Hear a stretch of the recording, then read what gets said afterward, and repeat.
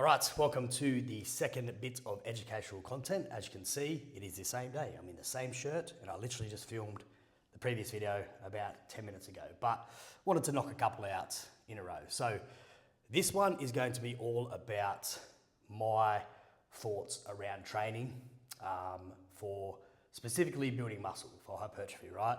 So this is not anything to do with strength-based training or powerlifting training, etc. Of course, you can grow muscle doing strength-based training and powerlifting, but I'm talking, strictly around hypertrophy and, muscle building, okay? And just to preface this with one more thing, like these are just my thoughts. I'm not talking in absolutes here because I absolutely hate people who talk in absolutes. Like, there's so many ways to skin a cat, and that's been shown across the board. Like, of any person who's ever got big, they've all done it in different ways, right? So everything, well, actually that brings me to my first point, okay? Everything works with consistency and time, whether you be low volume, whether you be high volume, whether you be training with reps in reserve, whether you be training to all out failure. Like, every single style of training will work as long as you are doing it in a progressive nature and training with fucking intensity. Like, that's the reality, right? So everything works. These are the two biggest determining factors: consistency and time. Like, if you want to build a lot of fucking muscle, then you're going to have to be prepared to put years into this, okay? Unless you're the genetic elite, which brings me to my second point. Genetics play a very big role. For whatever reason, in every other sport, people understand that genetics are a big part of it, right? And then we look at muscle building and people just completely disregard that. It's absolutely crazy. Reality is, there are people on this earth that were literally put here to be fucking huge and to have a lot of muscle, right? And that's just reality. There are people on this earth that are better than me and better than you, and they have great genetics. And reality is, like, it might seem unfair, but it's just like me getting upset at someone who's really tall. It's like, they can't help it. He can't help that he's tall. I can't help that I'm short. That's our genetics. That's just how it is, right?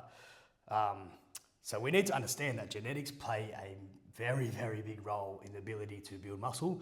And the reality is, the guys with elite level genetics can probably build muscle doing whatever the fuck they want with this in place.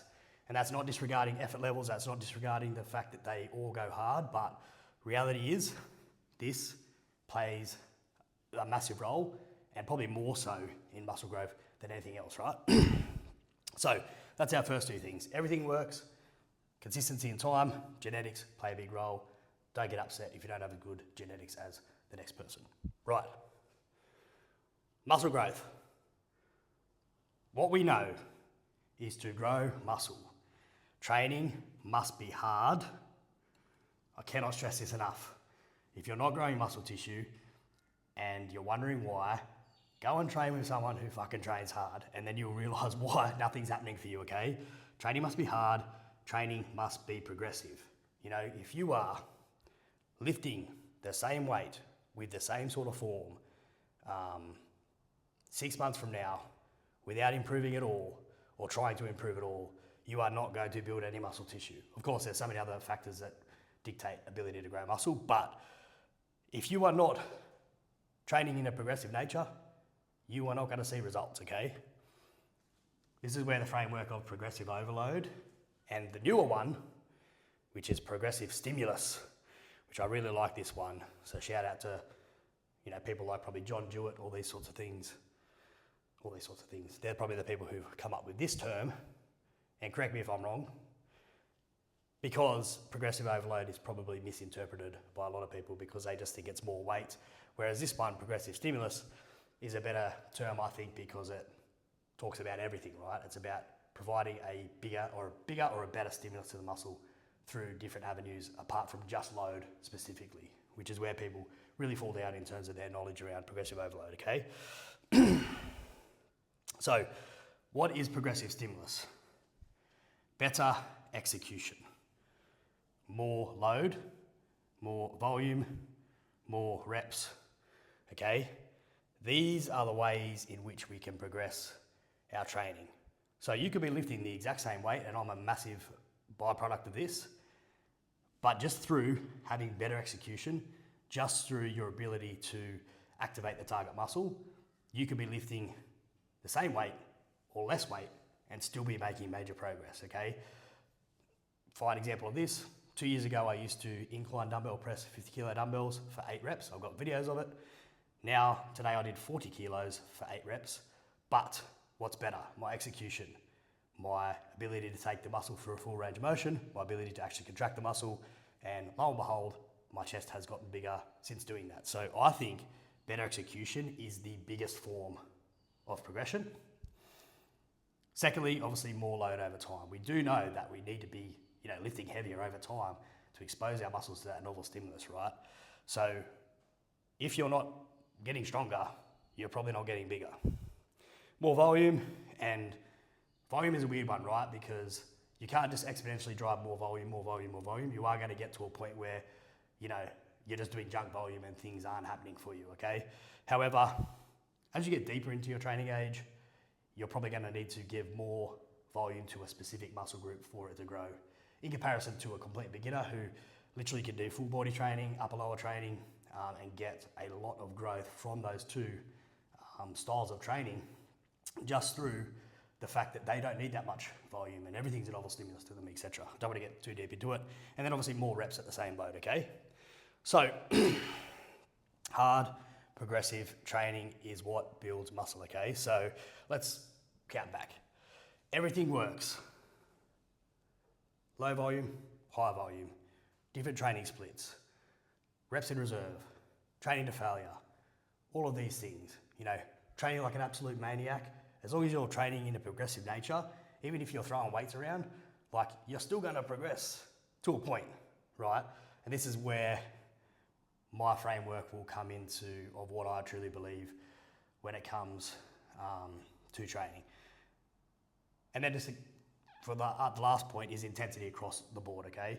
I was very, very lucky with my training that I've got to train with a lot of people and some people who train really, really hard and intensely, and they sort of taught me how to train. So shout out to people like Jack Davey, shout out to Mark Wilden. I know there's no way they're going to watch this, but I think I've gone a little off topic. Everything works. Everything works with consistency and over time, as long as you are training fucking hard in a progressive manner with intensity, right?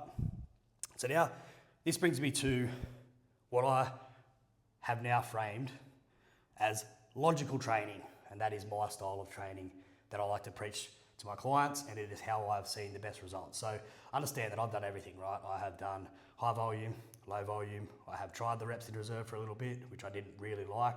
But at the end of the day, we probably all do a bit of reps in reserve because you're not taking every set close to failure, and nor do you need to. But I've also trained like a maniac and just thrown weight around.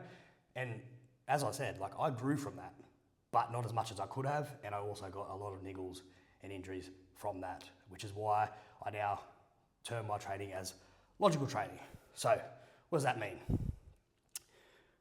My goal, and what I tell my clients is, especially if your goal is to build muscle, okay? We're not strength training, we're not powerlifting. Logically, to make a muscle grow, what do we want to do? We want to make the muscle work as hard as possible, okay? Another framework that I really love is train muscles, not movements. And that is where we differ from powerlifting, strength training, things like Olympic weightlifting.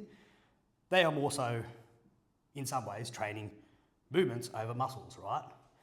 We are trying to, for the most part, not every movement, but keep muscles in isolation. So think about this. How can we make the muscle work as hard as possible? And how can we train muscles, not movements? And here is the five key factors that I like to follow. Full range of motion. This is in relation to your body and what range of motion your body can go through, okay? Safely, okay? Don't explore crazy full ranges if you don't have the ability to go there, or don't explore those ranges with heavy weight. Make sure that you back the weight off, okay? But logically, if we do a squat and we go halfway down and then come back up with a massively heavy weight, or we do a full range of motion, which we know when we do a squat, where's the hardest part of the movement? In the bottom. So it makes sense to go down there, right?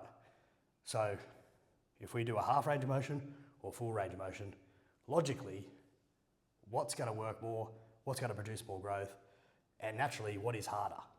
The full range of fucking motion rep, right? First off, full range of motion. Secondly, control the end ranges. And what do I mean by that? Basically, let's say, for example, you're doing a chest supported row. Weight's going out.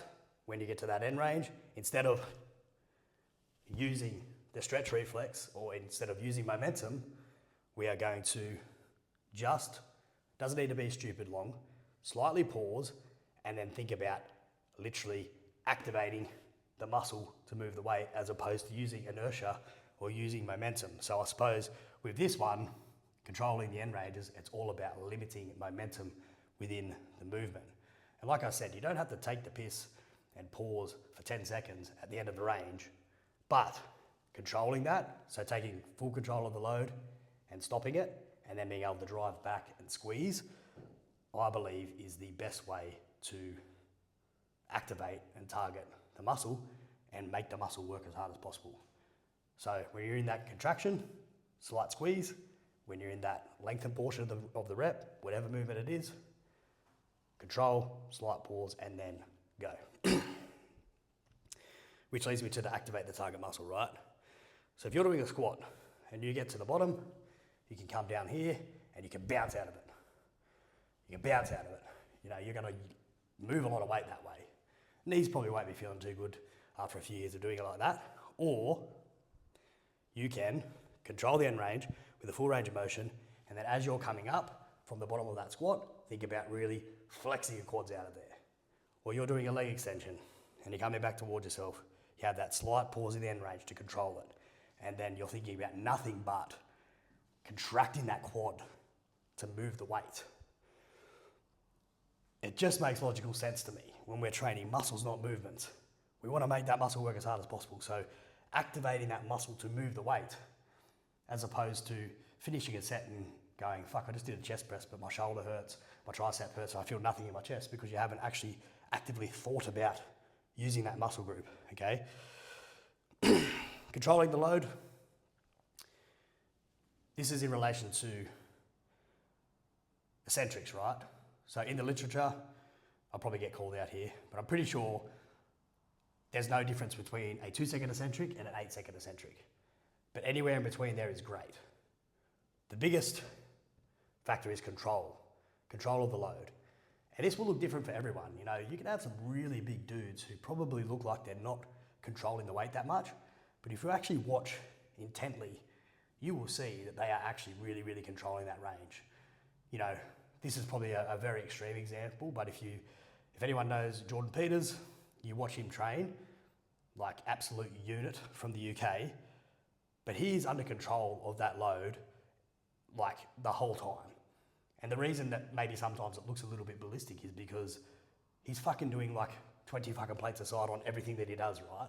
But he's in control of that load. And that's my next point, right? You don't have to do a 10-second eccentric, but you should be in control of that weight. If you're unracking a Smith machine, I keep going so many different exercises.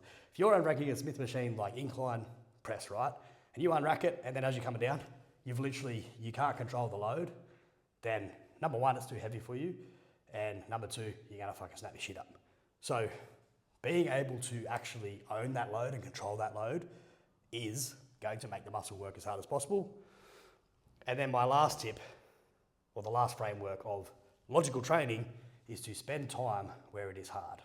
Again, where is a squat hard? In the bottom. So why would we rush out of there? Where is a chest press hard? In the bottom.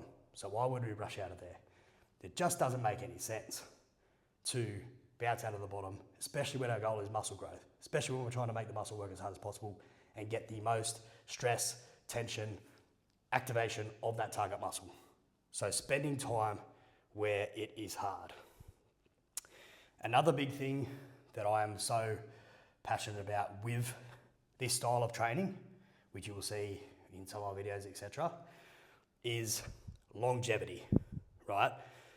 As I sort of said, you can train like a maniac with not much control and lift some really fucking heavy weight and get such awesome results, but your chance of snapping your shit up, your chance of injury, your chance of really, it's just higher.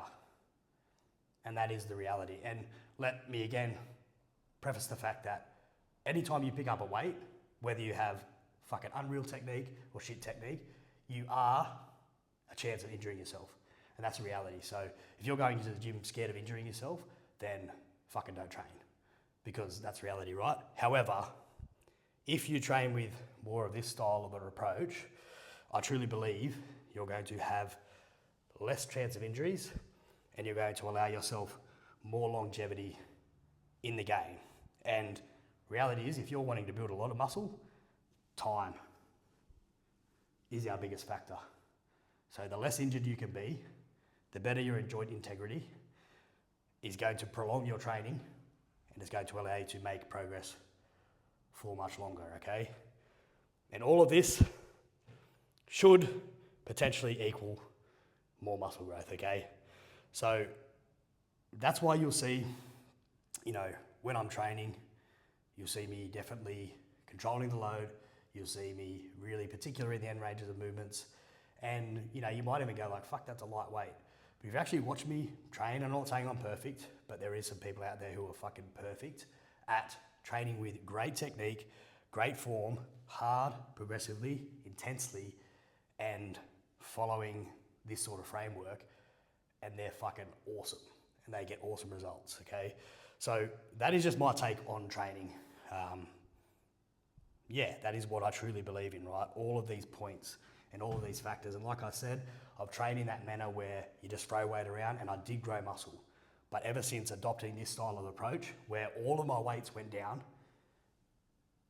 and I reset them, and now they're built back up and they're probably back to square with what I used to lift, but I have exponentially more muscle because I have made the muscle work harder than possible. So I suppose this framework, I would say, if you are someone who is really struggling to grow a muscle group and you're finding it's not responding, then stop burying your head in the sand and follow a framework potentially like this. If you are someone who has been trying a particular style of training, or if you're someone who's just throwing weight around and you're not getting the results that you want, then fucking try this style. Like, for me, I was like, I'm going in there and I'm rowing 120 kilos, but I've got no back. So I'm like, something needs to change. Insanity, doing the same thing, expecting a different result, okay? So if you're going in and just going nuts and you're growing like a weed, then fucking don't worry about it. Just have at it. If you don't care about growing too much muscle and you just want to go into the gym and fucking have fun, then don't worry about it. But, if you want, like I said, if you have a laggy body part, if you're struggling to make progression, then potentially think about following this framework, and it might help you to make the gains that I've been able to make as well. Hope that helps. Logical training is what I preach to my clients, and what I'll continue to preach, because I do think that long term it is the best way to train, but it's not the only way, and there's so many ways to skin a cat. Understand that. All right, so I've added this at the end, so if you've stayed this long, then happy days. But I just went through this whole framework of what I believe in training, and I didn't mention the fact that you need to be training within a close proximity to failure, and that is the most fucking important thing. Like, if you are capable of doing 12 reps of a certain exercise and you're only doing 7, you're not tapping into any effective reps. We need to be within those 2 to 1 to failure. Like, you don't need to take sets beyond failure, but sometimes it's a good idea to go there and explore that. But you do need to be, getting close to failure. And that's another thing that I really believe in when it comes to training as well. Don't want to go off on a tangent, but reality is you do not know what training to failure is until you've actually taken a set to failure.